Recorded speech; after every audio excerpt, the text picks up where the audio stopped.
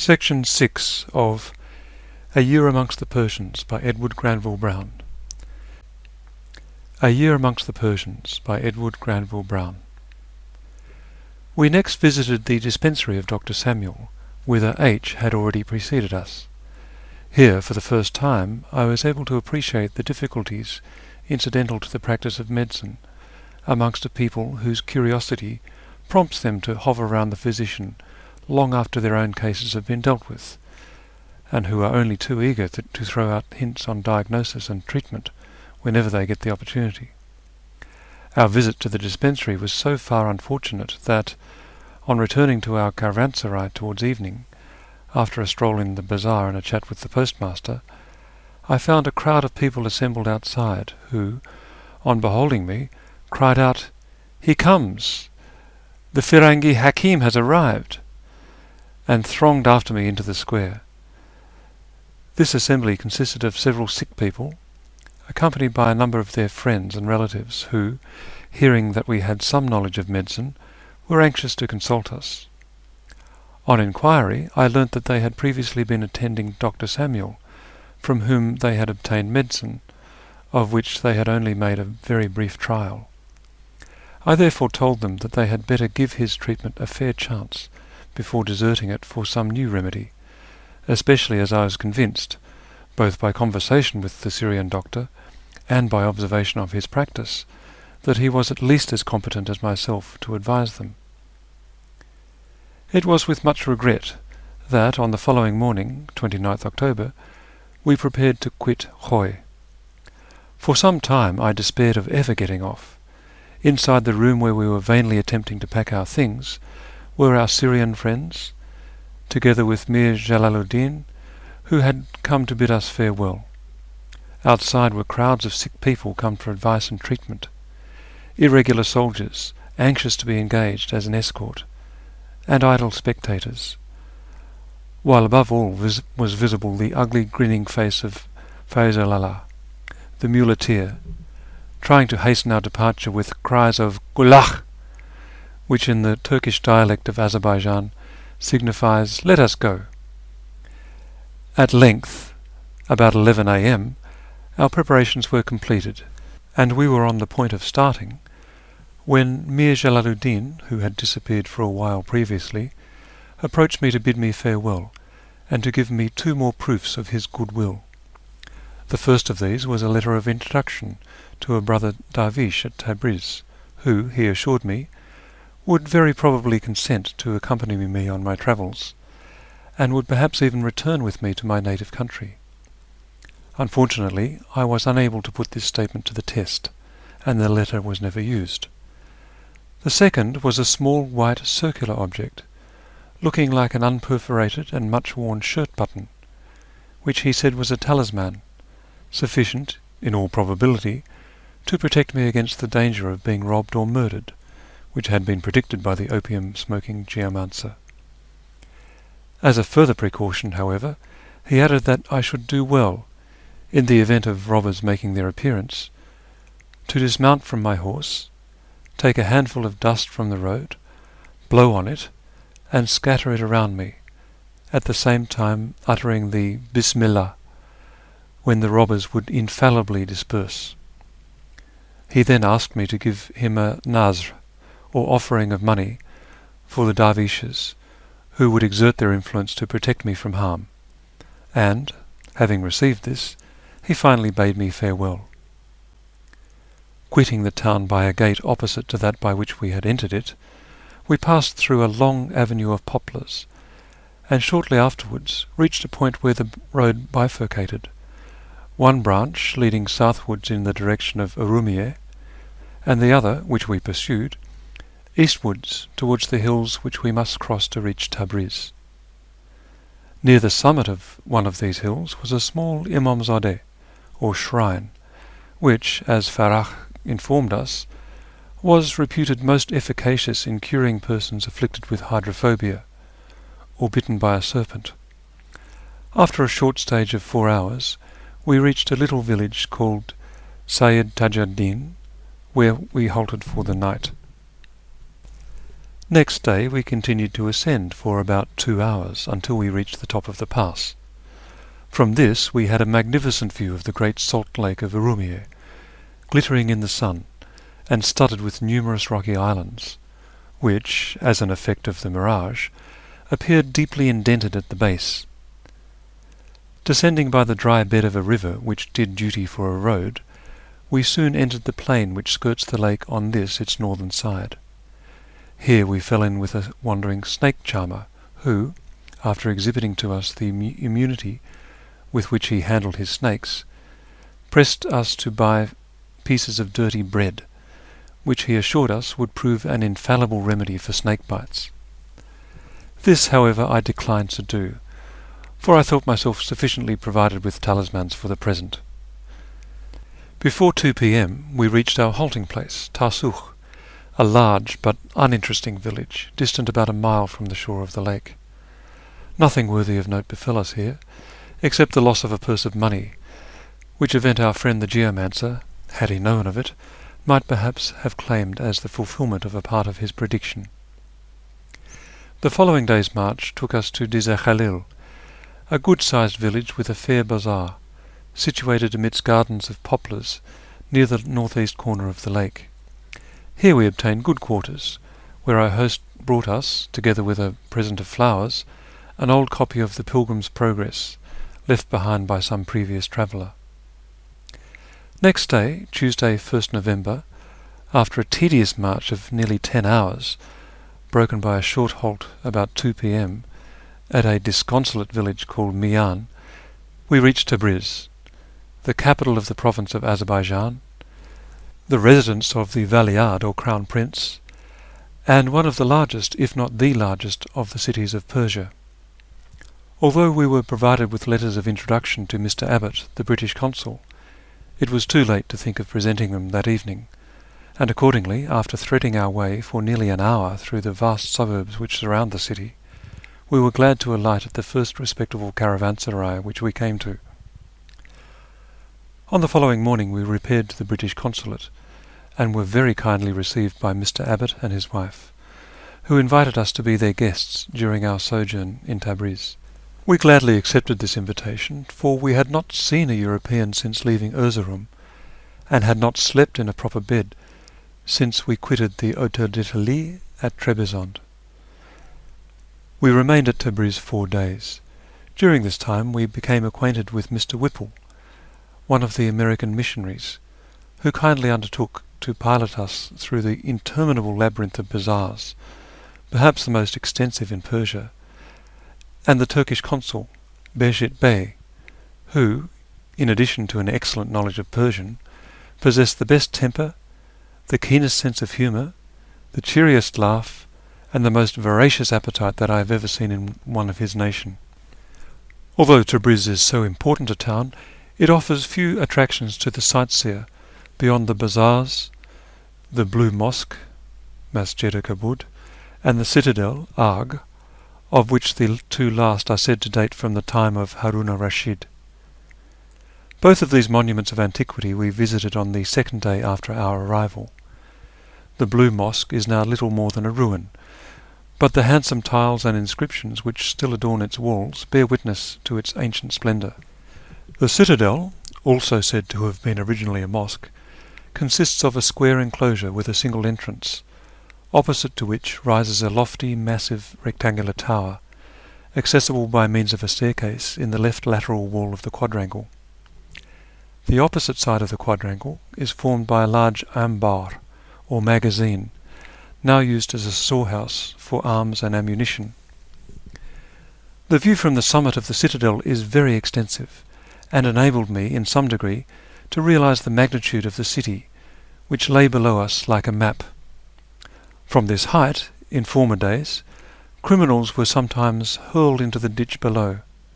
On one occasion, we were informed, a woman condemned to suffer death in this manner was so buoyed up by the air inflating her loose garments that she reached the ground uninjured. Whether this story is true or false, I cannot say. Neither did I pay much attention to its recital, my thoughts being occupied with the tragic death of the young prophet of Shiraz, Mirza Ali Muhammad, better known as the Bab, which took place on 9th July 1850, at or near this spot. As I shall have to say a good deal about the Bahá'í religion in subsequent chapters, it may not be altogether out of place to give here a brief account of the life and death of its founder, although the history of these is well known and has been repeatedly set forth. Footnote 1.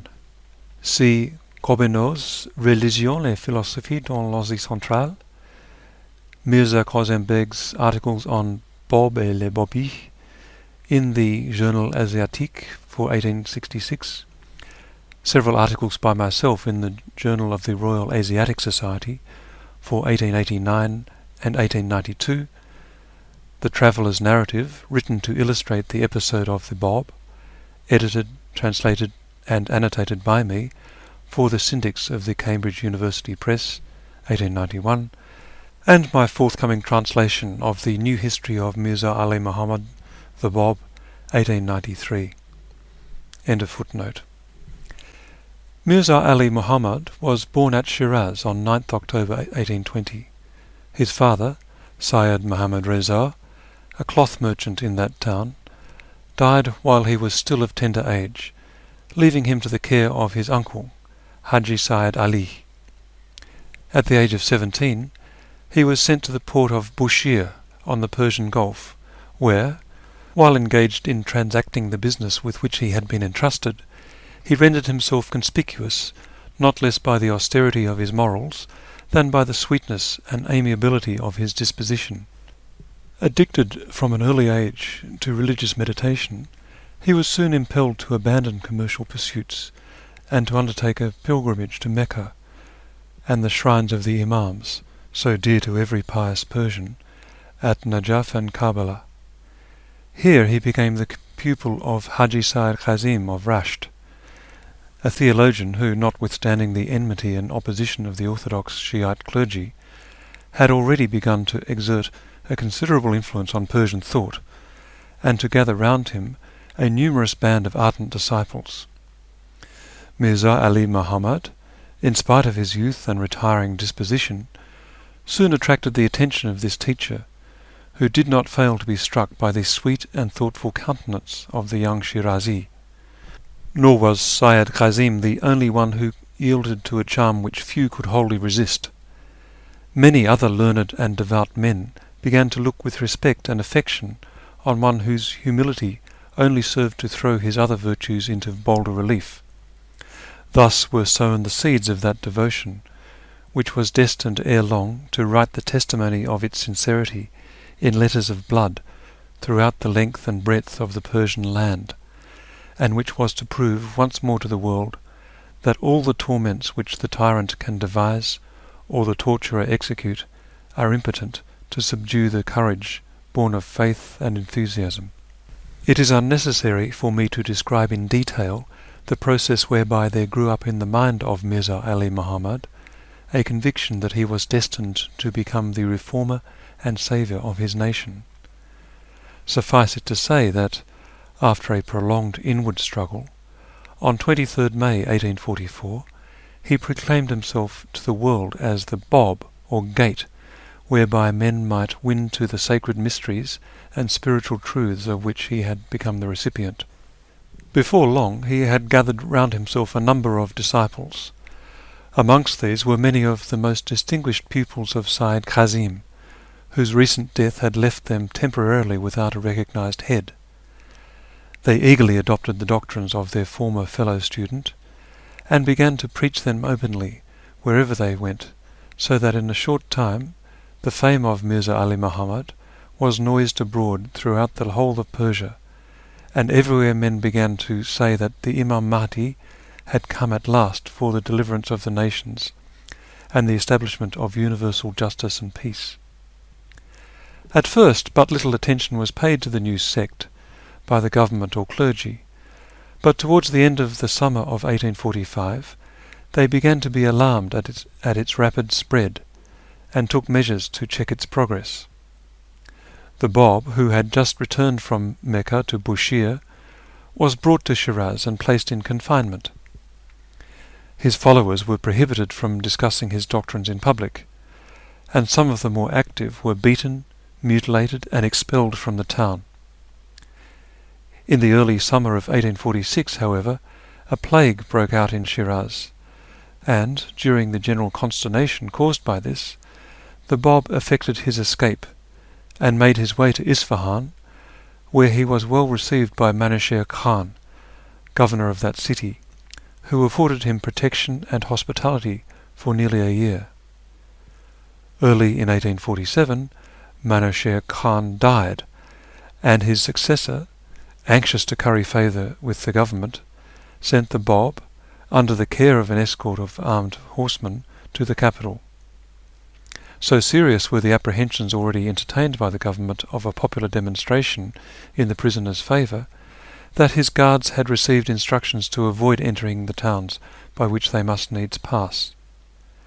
At Kashan, however, a respectable merchant named Mirza Jani, footnote 1, Mirza Jani's chief claim to distinction is as the historian of the movement for which he gave his life. His history, of primary importance for the study of Bahá'ísm, contains a vast number of curious particulars, doctrinal and biographical, which have been omitted, not unintentionally, by later Bahá'í writers. It is, however, extremely rare. So far as I know, only 2 manuscripts of it exist, and one of these contains only a third part of the work. Both these manuscripts belonged formerly to the Comte de Gobineau, and both are now in the Bibliothèque Nationale at Paris. See my translation of the New History, Introduction, and Appendix 2. End of footnote.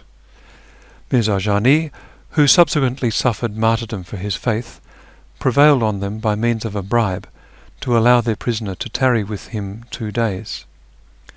At the village of Khanlik, also near Tehran, a number of believers came out to meet the Bab. Amongst these was Mirza Hussain Ali of Nur in Mazandaran, who, at a later date, under the title of Baha'u'llah, the Splendour of God, was recognized by the great majority of the Bahá'ís as their spiritual chief, and who, till his death on 16th May 1892, resided at Acre in Syria, surrounded by a band of faithful followers, and visited yearly by numbers of pilgrims. The late King Muhammad Shah and his chief minister Haji Mirza Agassi, dreading the effect likely to be produced in the capital by the presence of the Bab, determined to send him to the fortress of Maku on the northwest frontier of Persia, without allowing him to enter Tehran. Thither he was accordingly conveyed, but at Zanjan and Milan he received a popular ovation, and even at Maku it was found impossible to prevent him from receiving occasional letters and visits from his adherents. Nor did the plan of transferring him to the sterner custody of Yahya Khan, governor of the castle of Chihrik near Urumiyeh, meet with much better success in this respect. Meantime, while the Bab was occupying the weary days of his imprisonment in compiling and arranging the books destined to serve as a guide to his followers, after the fate which he had but too much cause to apprehend should have removed him from their midst, his emissaries were actively engaged in propagating his doctrines.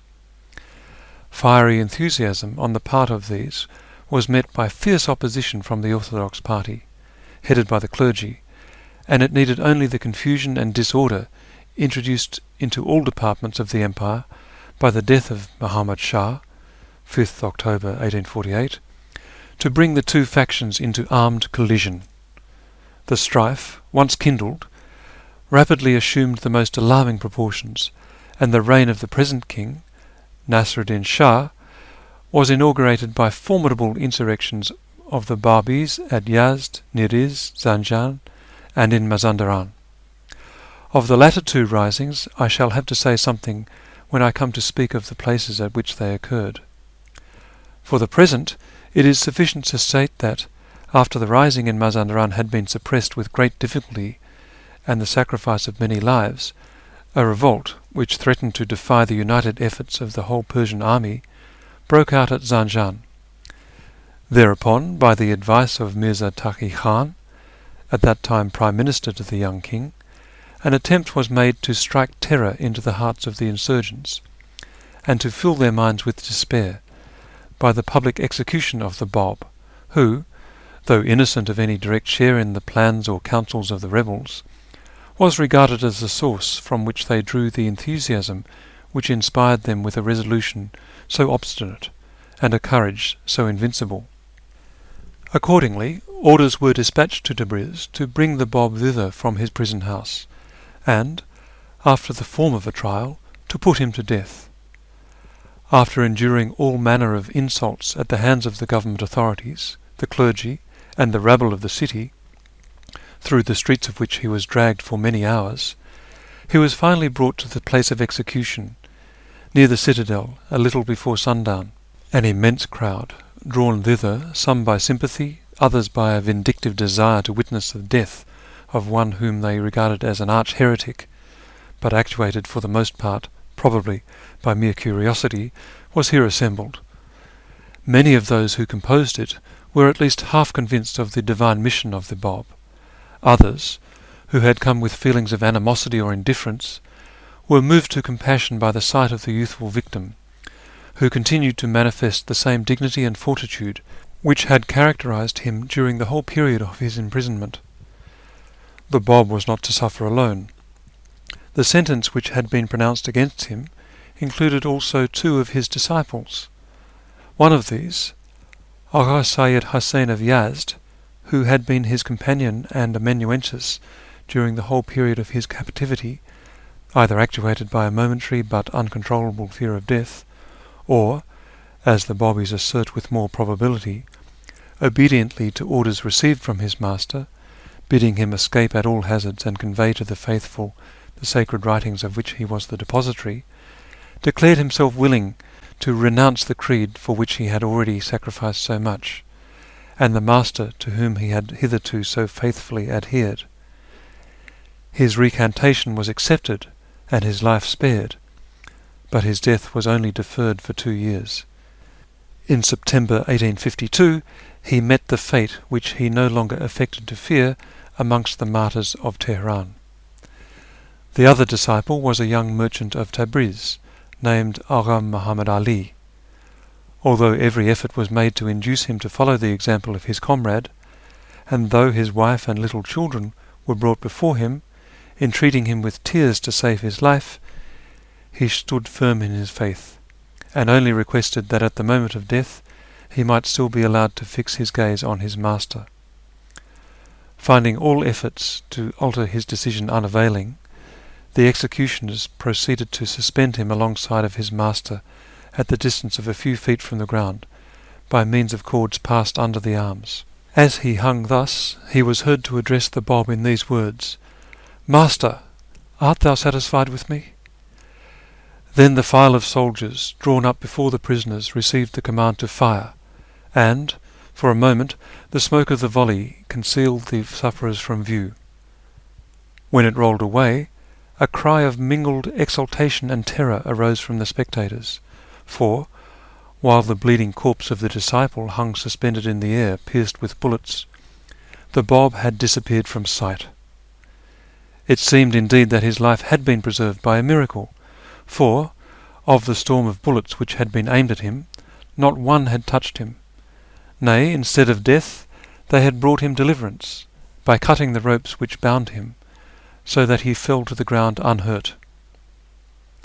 For a moment, even the executioners were overwhelmed with amazement, which rapidly gave place to alarm as they reflected what effect this marvellous deliverance was likely to have on the inconstant and impressionable multitude. These apprehensions, however, were of short duration. One of the soldiers espied the Bab, hiding in a guard-room which opened onto the stone platform over which he had been suspended.